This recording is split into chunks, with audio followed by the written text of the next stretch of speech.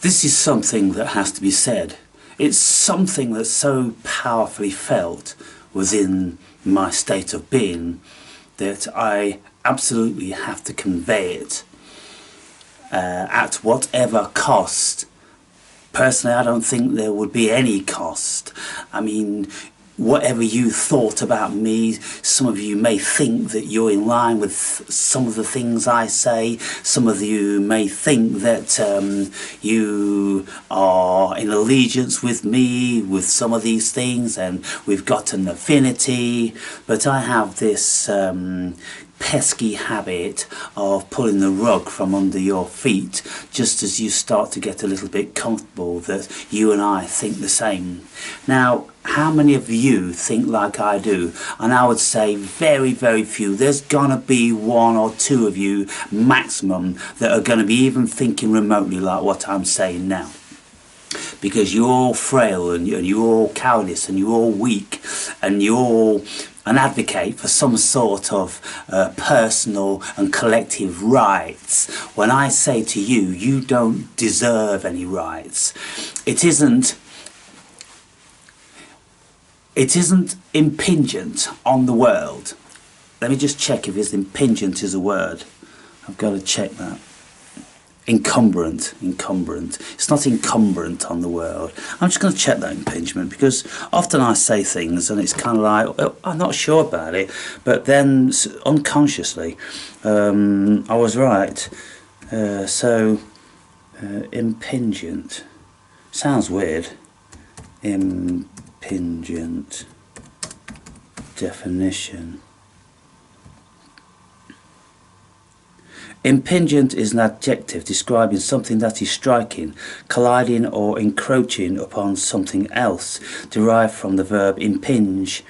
It refers to a forceful impact or an encroachment of right, time or space, such as impinging sound waves or impingent ecological factors. Well, I was right, wasn't I? This is the thing, you see. My unconscious came up with that word, that terminology, and then my everyday consciousness was like, oh, I don't remember the last time I used that word. Is it a word?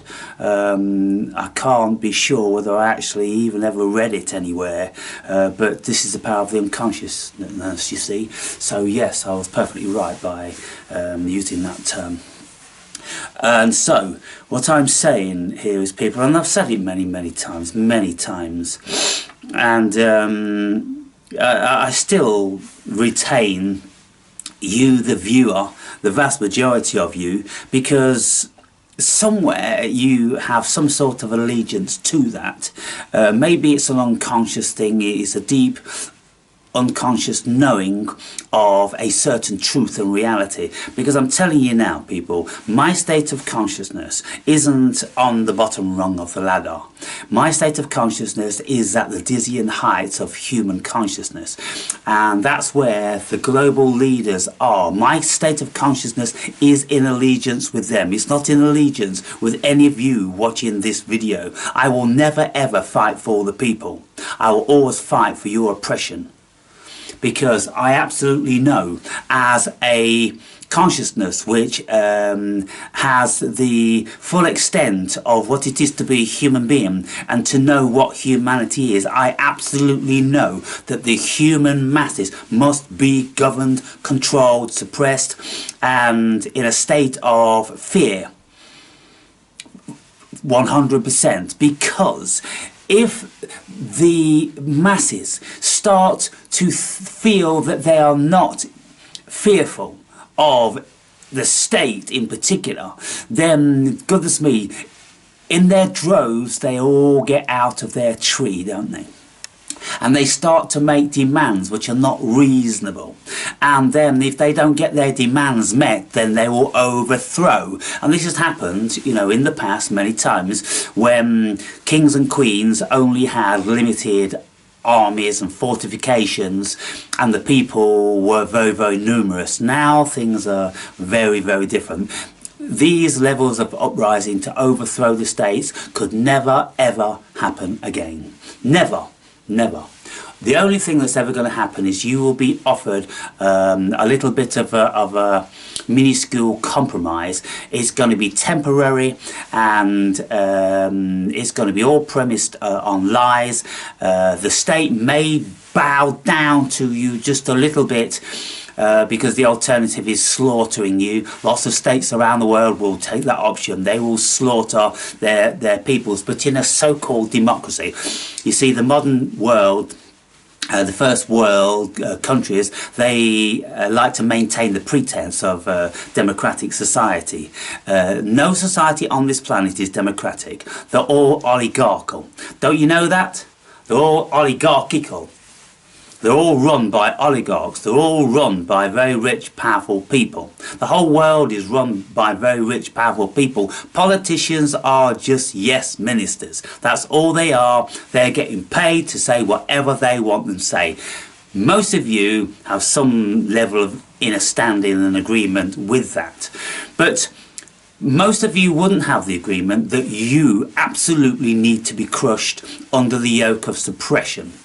And that suppression comes about by the manipulation and the coercion and the lies of the state, telling you that, oh, we'd love to pay you more, but oh, you know, the country doesn't have that much money, and so you'll need to get together to keep working and working and paying tax, and then you need to pay more tax, and then you need to pay tax for this, and then you need to pay tax for that. Well, the reason being is because we keep you safe, we keep you secure, we keep you in jobs, because you all like jobs, don't you? You all like to, you know, be able to better yourselves and buy your own things and your own security, don't you? Yes, and so then what they do, they put you under the yoke of this level of control for your whole lives, and then you become slaves, don't you? Effectively, you become slaves.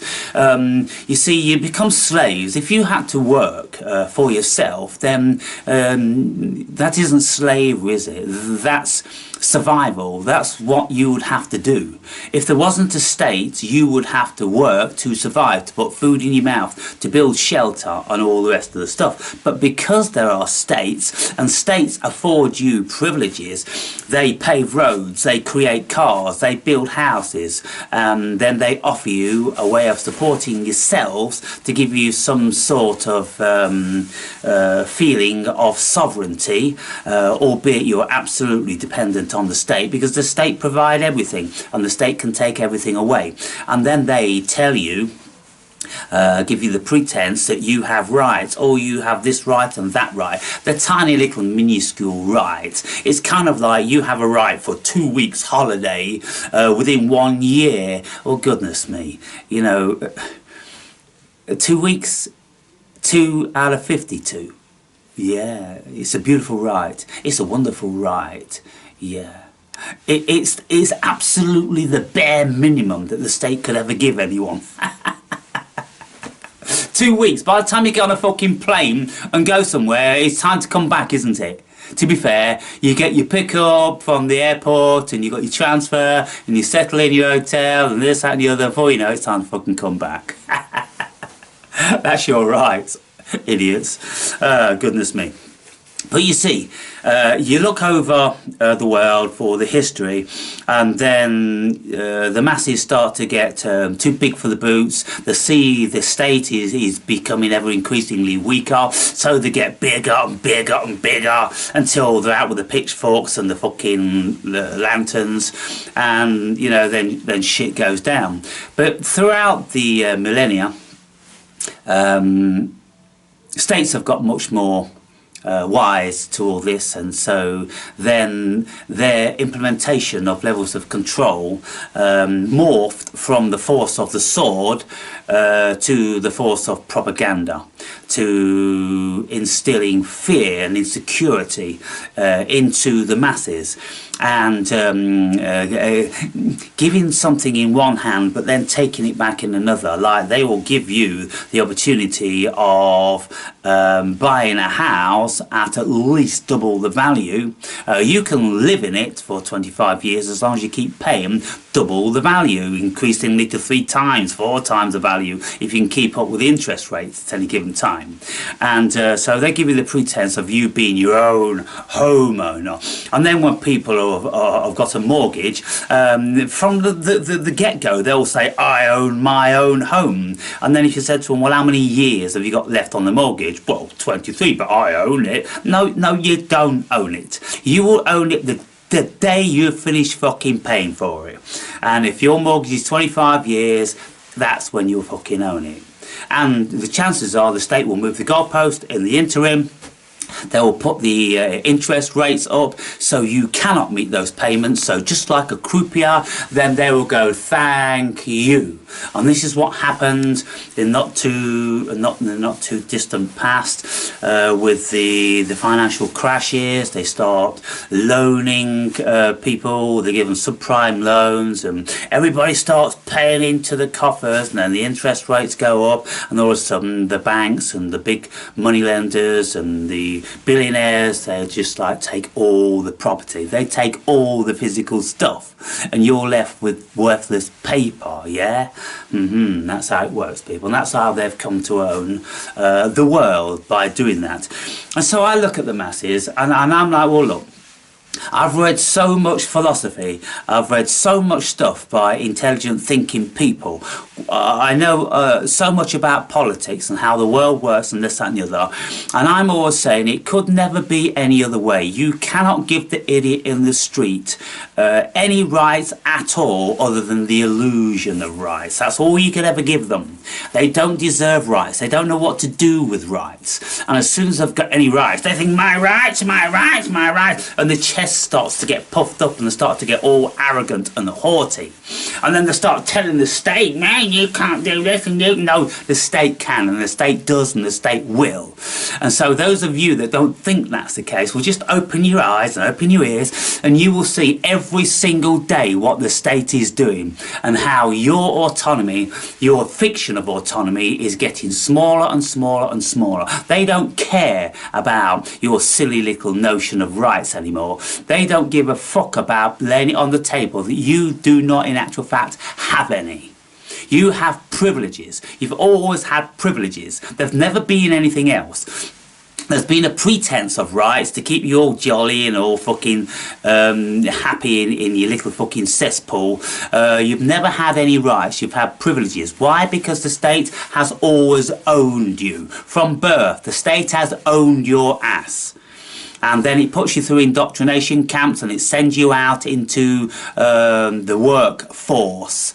Into the labour market, and so that's what you do for your entire life, and then you keep paying tithes to the government, and then you pay surreptitious tithes with everything you're buying. You've got VAT on top of it, you've got extra taxes, subliminal hidden taxes, haven't you? I mean, how much tax do we actually pay at the end of the day? You probably work out that you're paying probably about 70% tax of your earnings ultimately, because then when you die, you know, people have got inheritance tax, and then you've got to pay to the state a portion of your estate even when you're dead. Wow, incredible. And so when I see the fools marauding around, it pleases me to an extent, because look, people, if you are going to have any rights in this world, then you have to take them. That's how this game works. You have to take them. And so when you look at countries, and one country wants to move the borders of their country to expand other lands from within other countries, just like Germany did, and just like what Russia's doing in Ukraine, and what America's doing over the fucking world. It's always grabbing land, isn't it? Like America wants to grab Greenland now, doesn't it? It wants to grab Canada. It's always land grabbing. And so if you don't want to be encompassed, overwhelmed and gobbled up by the bully of the world, then you have to stand your ground. And that's what happens, and let's take Sparta as an instantiation of this, much smaller than the Greek Empire, the minuscule, but they stood their ground, and lots of places around the world are prepared to stand their ground these days, because the option, well, what's the option? You become assimilated into the Borg, don't you? And lots of countries with their cultures and ideologies don't want to be assimilated into the Borg, and so then they will fight. So let's just take, for instance, now Britain. Britain is becoming more and more brave. It is finally waking up and finally getting a little bit of a backbone. How much of a backbone the British men have these days is yet to be seen. I would think 98% of the backbone that they think they have is just hot air, because when it comes to the moment of truth, and they have to stand up for what they believe in, their rights, that they believe they've got rights and this country is theirs, well, you're going to have to put your whole family life and your whole mortgage and your whole businesses on the fucking line. How many people are prepared to do that? How many people will go, oh, well, pet, we might lose the house, I might lose my business, we might lose each other, they could imprison me and this, that and the other. Yes, there's all these possibilities, and so unless you're really, really desirous to fight for your country, then it ain't never going to happen, is it? And so who are going to be the people that are out in the streets? Well, primarily they're going to be young people without obligations, without families or big families, without mortgages, without businesses. It's going to be those sort of people, because they don't have anything to lose. Meanwhile, all of those of you with families and mortgages and businesses, you're going to be experiencing a high degree of cognitive dissonance, because you're going to feel very, very cowardly, and you're going to feel like you should be doing something, and yet you're going to go, oh, well, my family and my kids and my job, and we've worked for this for 30 years, pet. Well, it's a case of if you want to try to cling on to that, it might just be that the state is going to take that from you in any case and give it to a swarthy folk. It's going to, the way things are going, the infestation of swarthy folk, well, it's all going to come under that swarthy folk ideology.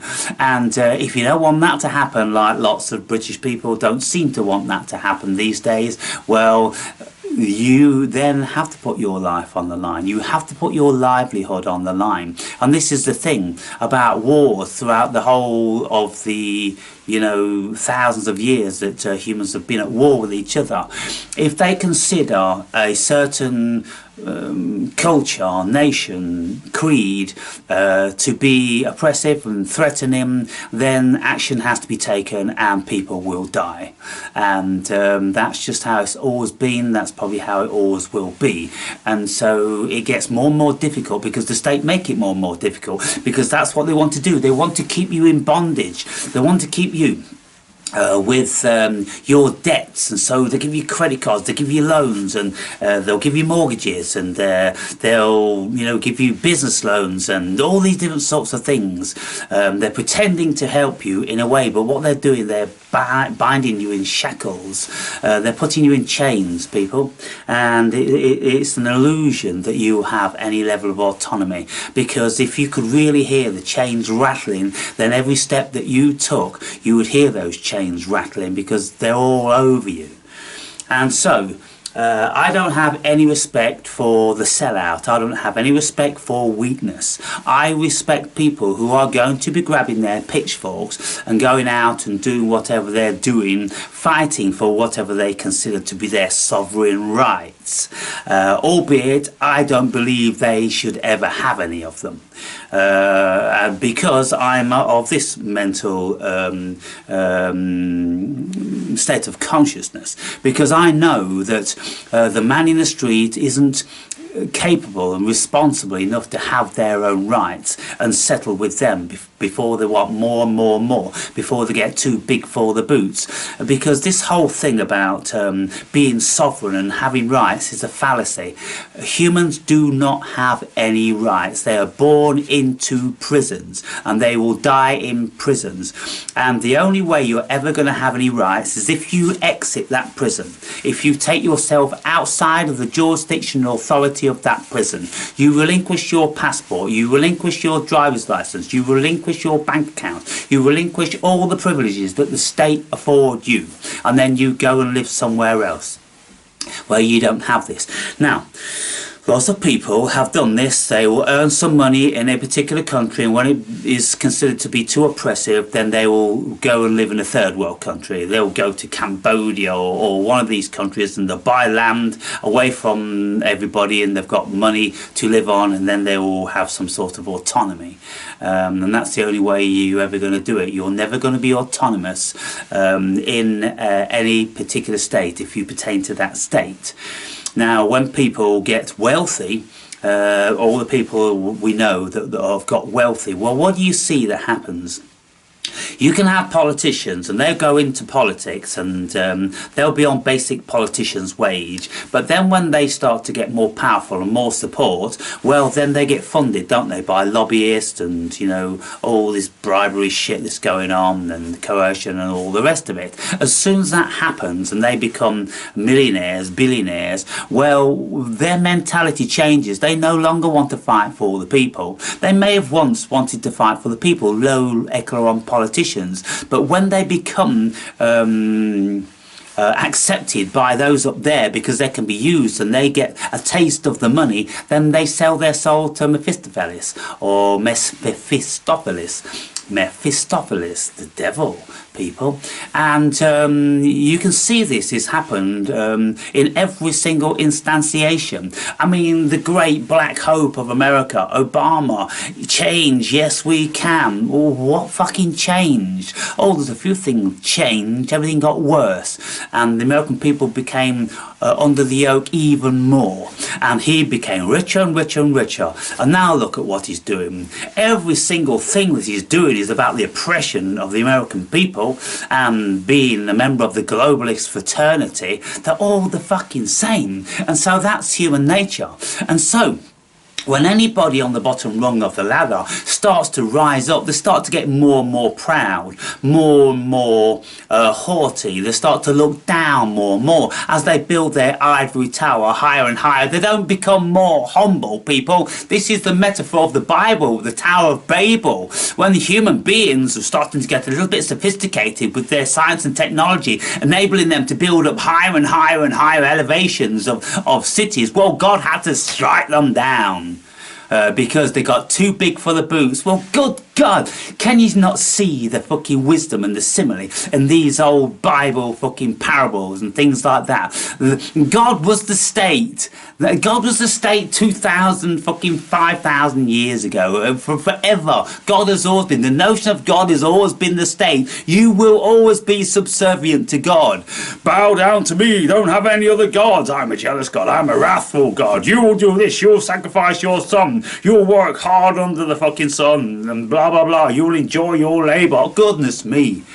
If that isn't a fucking tyrannical state, I don't know what is.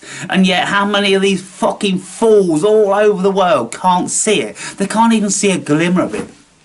They can't even see the actual evil of Christianity. They think it's benevolent and they think it's, oh, God and Jesus, and it's soft and it's meek. Well, what is a soft and meek human being? It's putty in the hands of a dictator, isn't it? And so every single fucking tenet, what Jesus is ever supposed to have espoused, right, isn't benefiting you as sovereign beings. It's making you weak, little cretinous, backboneless fucking invertebrates. That's what it's doing.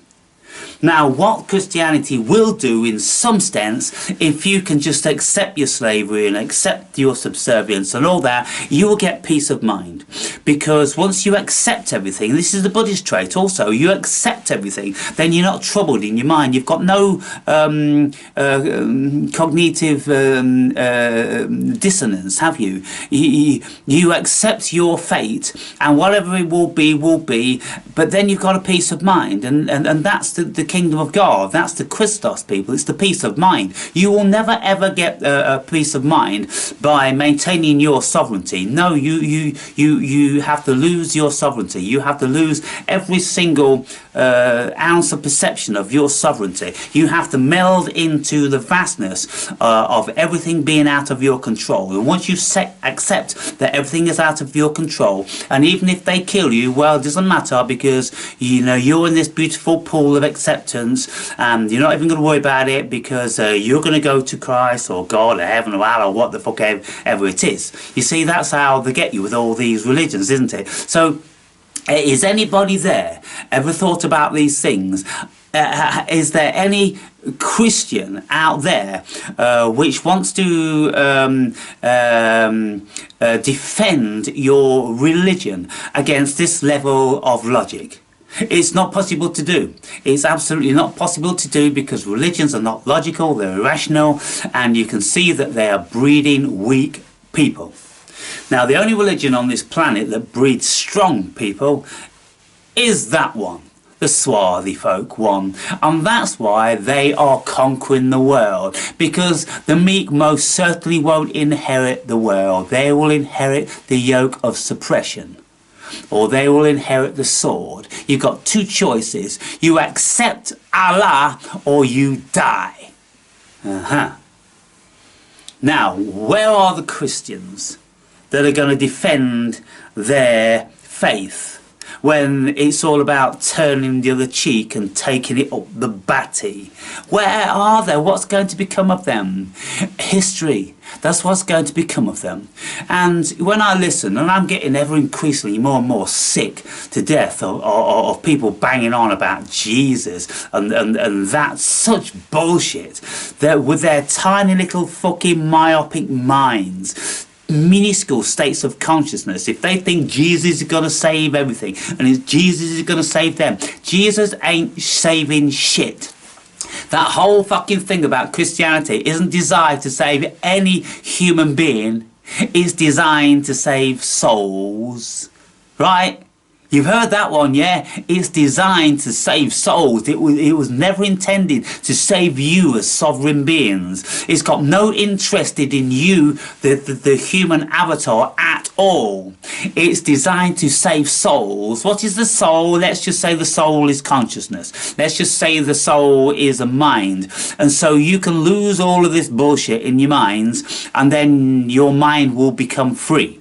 That's what these religions are designed to do, to free your mind, so you don't care about the body anymore. And if you don't care about the body, then the last thing you're ever going to want to do is defend it, isn't it? So can you not see what these religions are doing?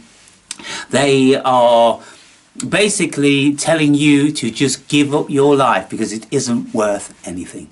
Now, we're at this stage where you've got to decide whether your life is worth something. And if you're a Christian, you've got your work cut out for you. Now, on the other hand, on the other polar opposite of the scale of the swarthy folk, well, they've got no doubt about their value, because their value is vastly more than yours as far as they're concerned. And it's like the you-know-whos. Their value is the chosen ones. Their value is vastly more than yours. And so if you've got two huge, powerful sectors who have a value that they consider is vastly more than yours, and you don't consider that you have any value because you're meek and humble Christian in Christ, and you're going to turn the other cheek, well, you can see who's going to be eradicated within the fucking flick of a finger, can't you? Can you not see that? Right, so that's what the world's up against, and it's this awakened brain, brilliant genius brain that's bringing it to you now, and yet you're not going to be able to compute it, are you? You're just going to be saying, my Jesus, my Jesus, my Jesus, and that's all you know, and your God is love. Well, I asked AI, I asked it for any glimmer of instantiation where Yahweh was supposed to be decisive in his love for all the people. Give me an instantiation of where he acted in a loving way, and AI couldn't find one. I've never been able to find one, and yet how many stupid dumbass religious people will profess that God is good, and it's just like the Islamists are proclaiming Allah the merciful, and merciful to who? Merciful to those who beg and bow down and become subservient. Well, isn't that like a dictator again? The dictator will have mercy on you as long as you carry the yoke and burden of that state and do everything it fucking wants you to do. And that's the same with all religions. They're not merciful in any shape or form unless they get your absolute 1,000,000,000% subservience. And so, where do you stand on that? Who of you are going to be telling me that you're going to be brave and you're not standing for it? I don't believe it for a fucking instance. No. There's never going to be a single one of you which is going to stand against the state, because you're going to be straight in fucking jail. And you shit yourself. The very fucking notion of that. And so, well, what am I saying? I look forward to a little bit of a girly scrap. It's like when I used to go to Thailand and watch these lady boys doing this Thai boxing, and they're punching like this. Well, that's all I can expect from the Christians. That's all I can expect from any of these Western-oriented peoples. The only ones that are going to be fighting are the Eastern-oriented ones. And they're the ones that have been fighting forever. And the you-know-who's, well, they've already had the fight, haven't they? They've had the fight and they've won hands down. And now there's another fight on their hands because that Swarthy folks sector, well, they're coming for the you-know-who's, and they're coming for the Western nobodies. They're coming for everybody. They're coming for world domination. And so, grab your popcorn, idiots, and let's see how you feel about everything. Let's see. Oh, there'll be a couple of you going on the new Tommy Robinson march, and all the people and our rights and all this. Yeah. Let's see how that goes, shall we? Let's see how it goes.